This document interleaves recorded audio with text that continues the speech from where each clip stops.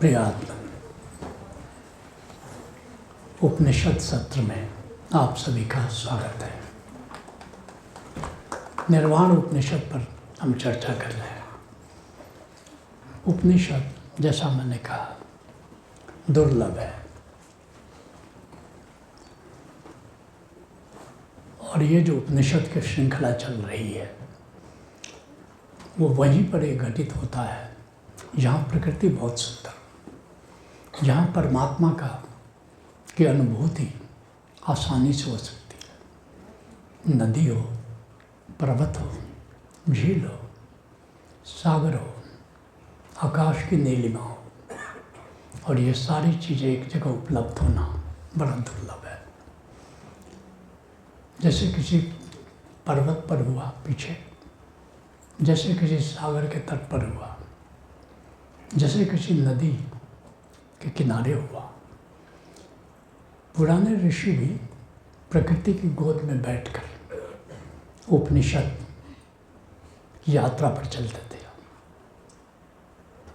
इस दृष्टि से मैं कहूँगा कि माधवपुर का जो परिवेश है, नदी भी है, पर्वत भी है, शिखर पर बर्फ भी है, विराट नीला आकाश भी है। सबसे बड़ी बात, घाटी में परमात्मा भरा हुआ है। आकाश तो तुम्हारे कमरे में भी है। किसी पर्वत शिखर से या किसी ऊंचाई से घाटी को देखो तो परमात्मा का एहसास होता है। वहाँ घाटी में आकाश नहीं भरा है, परमात्मा भरा है। लेकिन दुर्लभ स्थान पर जो परमात्मा को नहीं देख पाते, वे वहाँ भी उदास रहते हैं। तो आओ उपनिषद को आगे बढ़ाते हैं। कल हमने जाना कि निर्वाण क्या है। निष्कामना, निष्कामना प्लस आनंद। लेकिन आज का सवाल है कि निर्वाण की झील में उतरने के लिए वे कौन से घाट हैं जिनसे निर्वाण की झील में उतरा जा सकता है। वे कौन से सोपान हैं जिसको तय कर निर्वाण के शिखर तक पहुंचा जा सकता है। जैसे साधना के 4 घाट हैं। ध्यान है, साक्षी है, समाधि है, सुमिरन है। ऐसे निर्वाण के भी 4 घाट हैं। आज एक घाट पर चर्चा करेंगे। लेकिन वे कौन से घाट हो सकते हैं जिनसे हम निर्वाण की झील में उतर सकते हैं, इस पर आज हम चिंतन करेंगे। क्योंकि कोई भी सरोवर हो, घाट तो 4 ही होते हैं। तो निश्चित निर्वाण उपनिषद की झील के लिए घाट तो 4 होंगे। तो तुम्हें बताना है कि वे कौन से 4 घाट हैं। या कोई मकान बनाओ, कोई मंदिर बनाओ। 4 दीवारें होती हैं, 5वीं दिवाली तो होती नहीं है। 4 दीवार।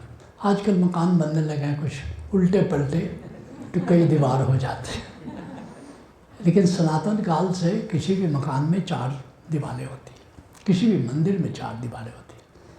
तो निर्वाण का जो मंदिर है उसमें कौन सी 4 दीवारें हैं जिनसे वो निर्वाण का कलश स्थापित हो सकता है। तो आगे आज से लेकर 4 दिनों में इन भावों पर, इन घाटों पर चर्चा करेंगे। पहला है निष्काम भाव।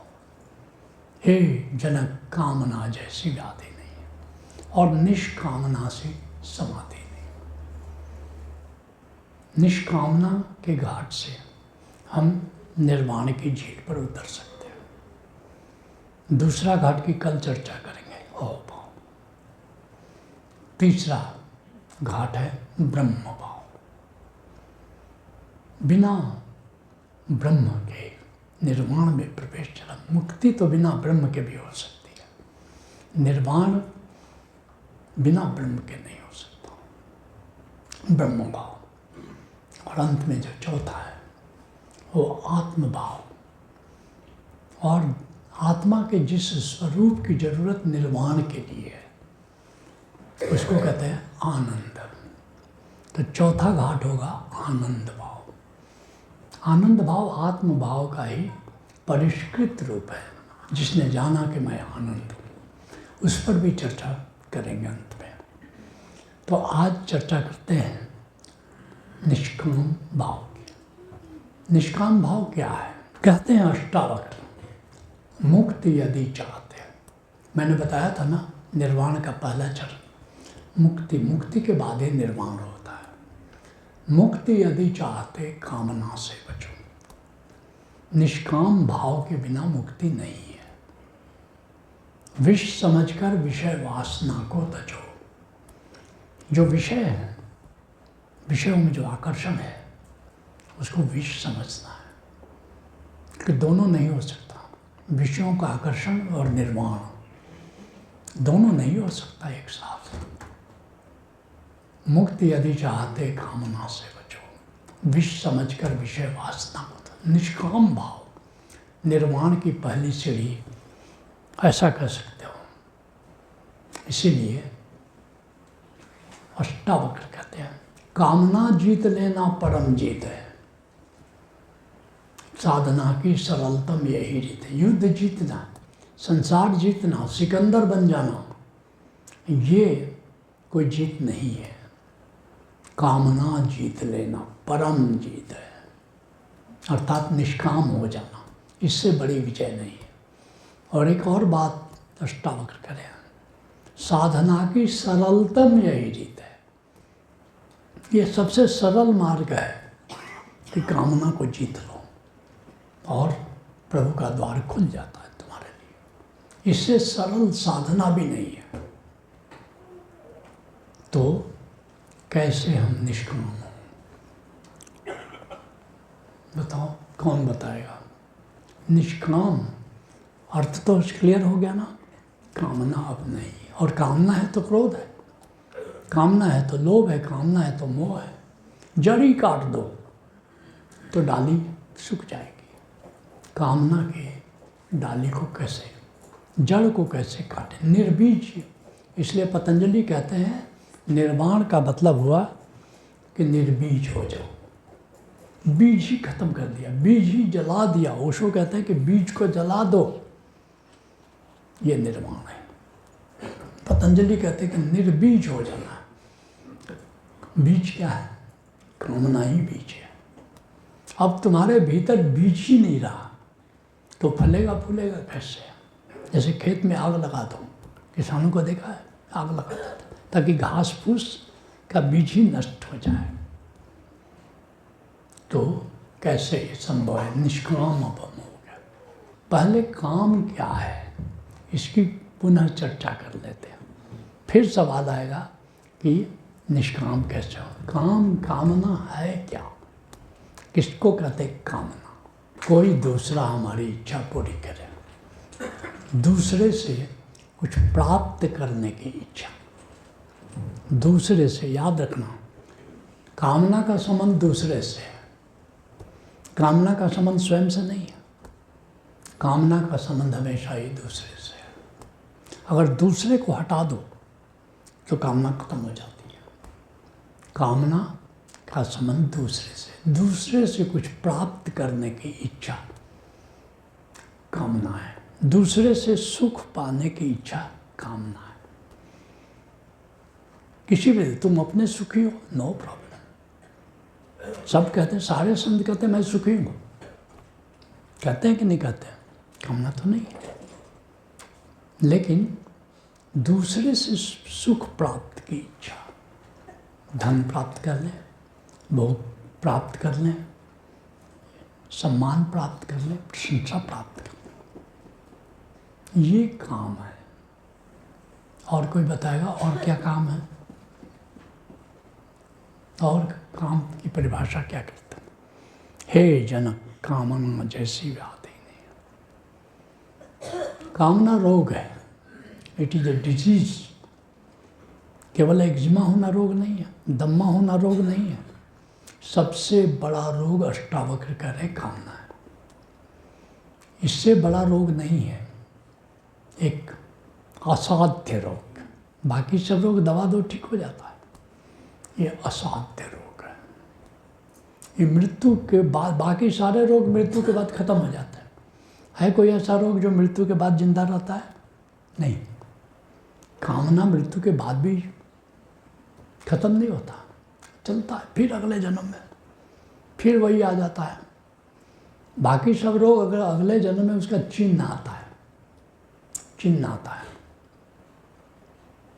जैसे एक ओशो बोल रहे थे कि एक स्वामी जी थे, उनको एक्जिमा था और उन्होंने कोसवान पर बोलते हुए कहा था कि कोसवान के दरमियान इस स्वामी की मृत्यु हुई है, तो अगला अवतार इसका होगा तो मैं पहचान लूँगा।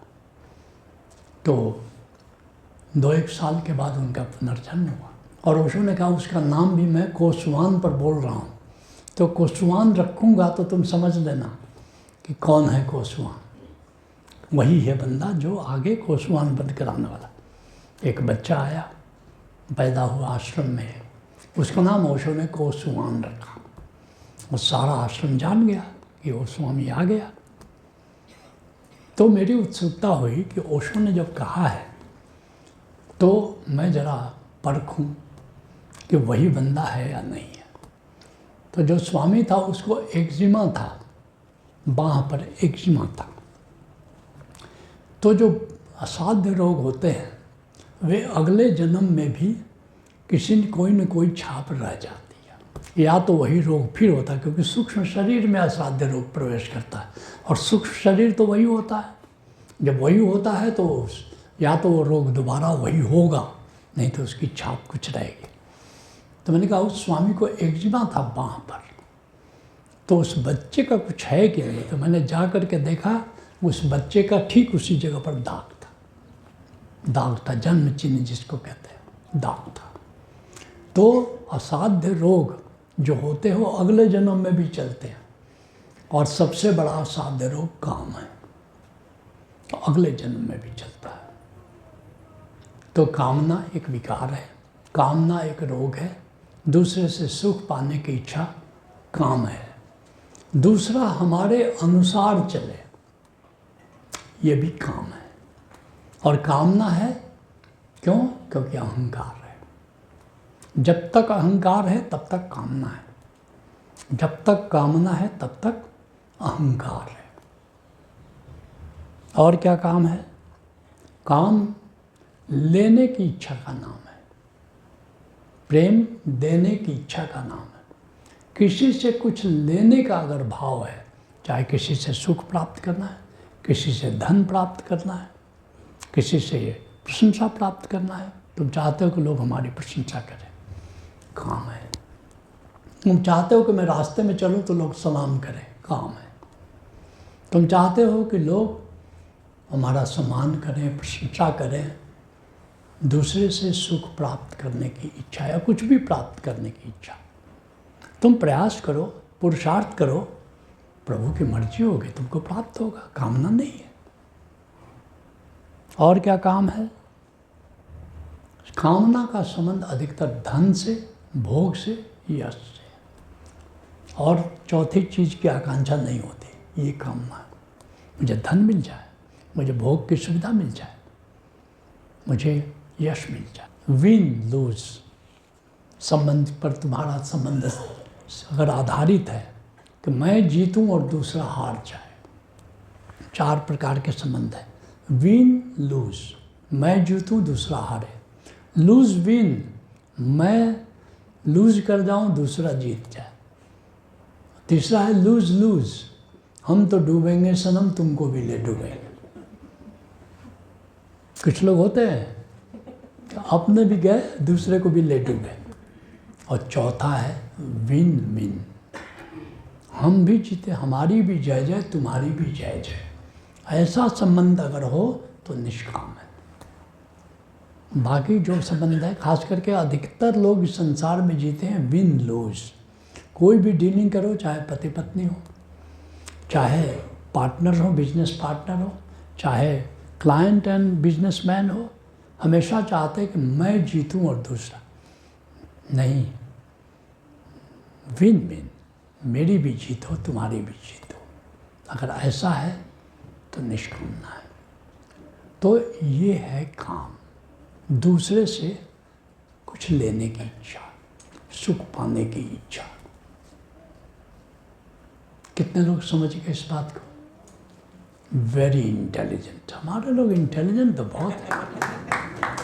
तभी देखो कि 5 दिन में कहीं उपनिषद होता है, लेकिन देखो हमारे लोगों को 5 दिन में बात को समझ जाते हैं। तो चलो, जब ये जान लिया कि रोग क्या है, व्याधि क्या है, अब दवा खोजना आसान है। तो तीसरा प्रश्न है, निष्काम होने की विधि क्या है? कामना से मुक्त होने की विधि क्या है? कैसे? क्योंकि ये एक मजबूत घाट है। बिना निष्कामता के मुक्ति ही नहीं हो सकती, तो निर्वाण क्या होगा? और आज इस सत्र के अंत तक सबको निष्काम हो जाना है। ऐसा केवल बातें नहीं है, बल्कि होना है। आत्मा की बात कहते जो थकते नहीं, वे भी कहीं जा कामना में बहे। सुनो, अष्टावक्र की घोषणा है, आत्मज्ञान हो गया फिर भी कामना नहीं जाती। कथम ज्ञानम कथम मुक्तिम। ज्ञान अपने आप में मुक्ति नहीं देता है। ज्ञान प्लस निष्काम इक्वल टू मुक्ति, याद रखना। केवल हाँ, वो एक चरण है, वो आत्मभाव जिसमें उसकी चर्चा करेंगे कि ज्ञानी बार बार गिर जाता है गड्ढे में, पता है? बार बार कितने लोगों को एनलाइटेंड ओशो ने घोषित किया और कहा कि ये फिर खत्म हो गया इसके एनलाइटेंड, फिर गिर गया। तो केवल ज्ञान से नहीं होता है, ज्ञान के साथ निष्काम जुड़े तब मुक्ति मिलती है। पहली बात है, कथा मत करो। हम कथा करते हैं, ये ऐसा हुआ होता तो ऐसा होता, ऐसा नहीं होता तो ऐसा। अगर बॉस से हमने झगड़ा नहीं किया होता तो शेयर खराब नहीं होता, ऐसा होता। अगर हमने पिताजी को ठीक से बड़े हॉस्पिटल में दवा कराया होता तो उनकी मृत्यु शायद नहीं होती। ये जो कथा गढ़ते हो, घटना जैसी घटनी थी वैसी घटी। ये हेतु हेतु मदभूत, कितने लोगों ने नाम सुना है? हेतु हेतु मदभूत। ऐसा होता तो ऐसा होता, ऐसा होता तो ऐसा नहीं होता, तो ऐसा नहीं होता। इससे तुमको बचना है। अगर कामना से बचना है तो कथा गढ़ने से बचो। कथा हम गढ़ते रहते हैं, अपनी कथा में गढ़ते हैं कि ये अच्छा हुआ, ये बुरा हुआ। घोड़े वाली कहानी तो आनंद प्रज्ञा में सुनते हो ना, ऐसा होता तो ऐसा होता। ये कथा गढ़ना बंद करो, कथा गढ़ना बंद। अब जैसा है वैसा है, जो हुआ वैसा ही हुआ। अब कथा गढ़ना तो बंद कर दो, एक स्वीकार भाव बने रहो। जो हो रहा, जो हुआ अभी तक ठीक हुआ, जो अभी हो रहा अच्छा है, जो कल होना संभावित है, स्वीकार अभी से अच्छा है। जो हुआ उसे स्वीकार करो, मत दो को दो दो चार करो, ठीक है? स्वीकारम शरणम गच्छामि, भज ओशो शरणम गच्छामि। कामना से मुक्त होना है तो कथा से मुक्त होना पड़ेगा, ठीक है? दूसरा, बहुत सुंदर कहा, फल का आग्रह छोड़ दो। कहा ना, किसी मित्र ने कहा, फल का आग्रह छोड़ दो, इच्छा करो। इच्छा में दिक्कत नहीं है कि हमें ये प्राप्त करना है, खुद प्राप्त करना है, लेकिन आग्रह नहीं कि ये जो मैं सोच रहा हूँ ऐसा ही। तुम्हें क्या पता कि जो हुआ वो ठीक था या जो नहीं हुआ वो ठीक था? तुम्हें कुछ पता नहीं। ओशो कहते हैं, जिस दिन संबोधित हो जानोगे उस दिन यह भी जानोगे, जो जीत हुई वह तो ज़रूरी थी, जो हार हुई वह भी ज़रूरी थी। जो सम्मान मिला, कल कह रहे थे ना, तो जो हुआ वही होना चाहिए था। निष्काम भाव के लिए बात बहुत। इसलिए कृष्ण क्या कहते हैं अर्जुन को? निष्काम क्या? पूरी गीता निष्काम कर्मयोग है, पूरी गीता निष्कामना की शिक्षा है।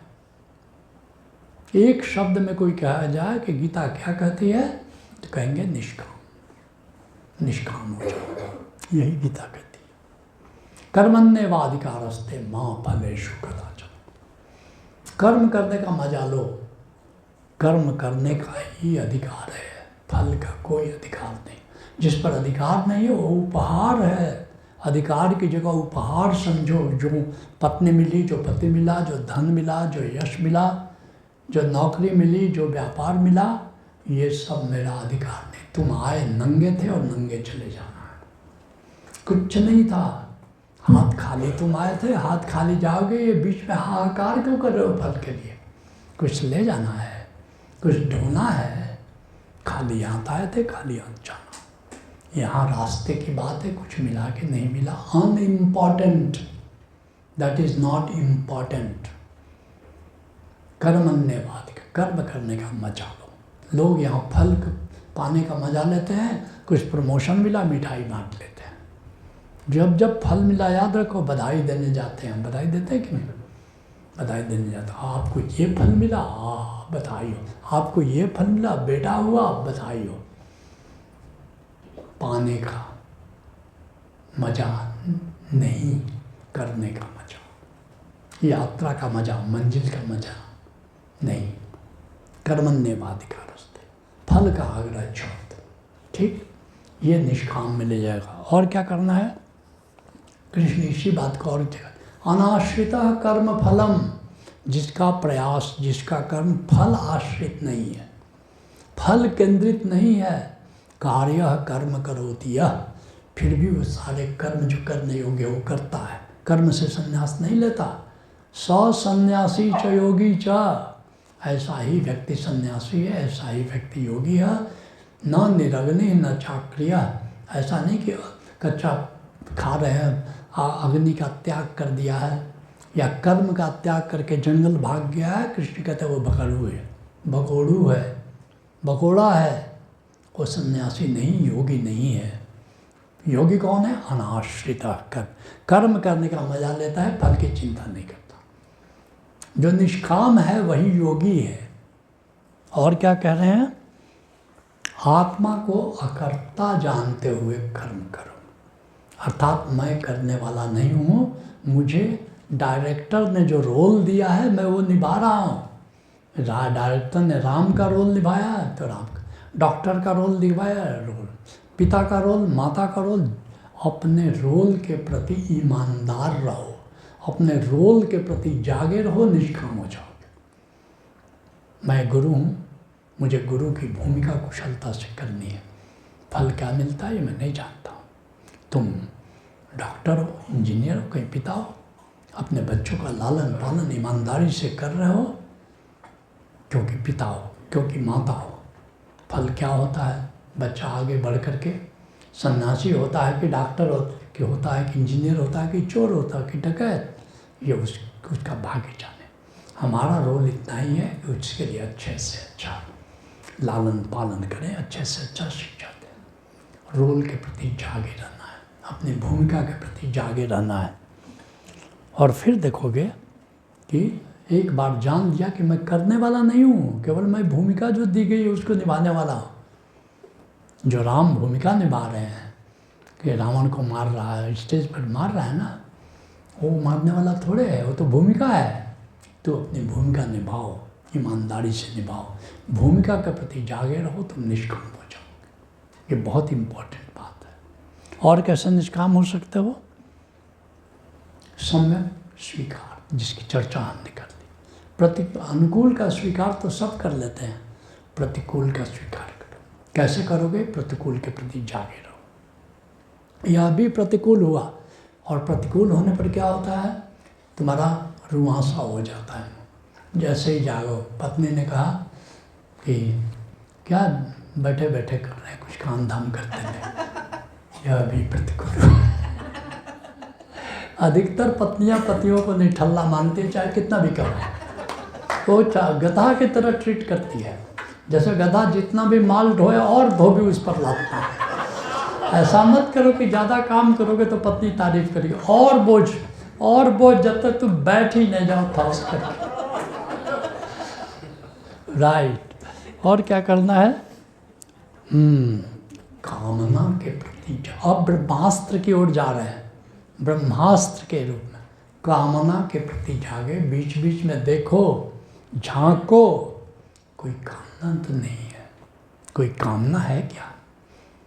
है, ये कामना है। और गजब की बात है, जैसे ही कामना के प्रति जागोगे वैसे कामना खत्म हो जाती है। जैसे ही तुम्हारा ध्यान गया, जैसे अंधेरा है, कहीं टॉर्च दिखाओ तो अंधेरा खत्म हो जाता है। ऐसे ही कोई कामना है क्या? राइट दिस मोमेंट, इस क्षण में क्या मेरी कोई कामना है? ये कामना है और कामना खत्म। इससे सस्ती विधि कोई हो सकती नहीं। हींग लगे ना फिटकरी रह चोखा, बस केवल देखिए हाँ ये कामना तो है, यश पाने की तो कामना है, जरा धन पाने की तो कामना है, वो कामना खत्म हो जाती है। करके देखना, ये रामबाण है, करके देखना इसको, कामना ही खत्म हो जाती है। और एक ब्रह्मास्त्र का ब्रह्मास्त्र अंतिम देता हूँ, निष्काम श्रवण योग, ये ब्रह्मास्त्र है। निष्काम श्रवण क्या हुआ? नाद का श्रवण करो और देखते रहो कि कोई कामना है क्या, इतना ही करना है। निष्काम श्रवण करो, नाद का श्रवण करो, लेकिन जागना किसके प्रति है? कोई कामना है, मेरी कामनाएं समाप्त हो रही हैं। भाव करो कि मेरी सारी कामनाएं समाप्त हो रही हैं, और नाद के श्रवण में रहो। जैसे ही नाद के श्रवण में रहते हो, वो नाद बिल्कुल कामनाओं को खत्म कर देता है।